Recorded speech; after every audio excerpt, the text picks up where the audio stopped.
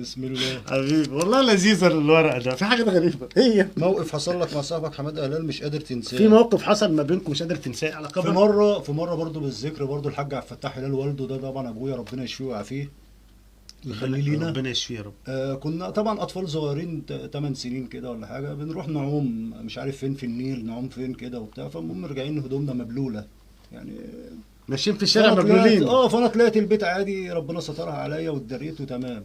حماده طلع الغلبان حماده هلال. فلقيت طبعا الحاج عبد الفتاح ربنا يشفيه ويعافيه ويخلينا بينده عليا من الشباك. اول ما بسمع أول ما أقوم صوته من نومي. بتكهرب. اه خلاص قلت في حاجه بقى.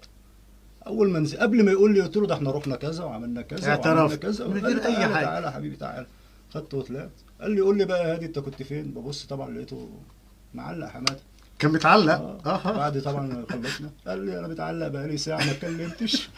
اول ما اشوف ابويا تقوم عاجي له كل حاجه. بكر ما محمد اقدرش، هلال. كنت بقى بخاف منه ولحد الان اخاف منه. احترام ليه طبعا من طبعا كتر ما بتحبه مش قادر حتى طبعا. لا تزعله. ده حبيبي طبعا.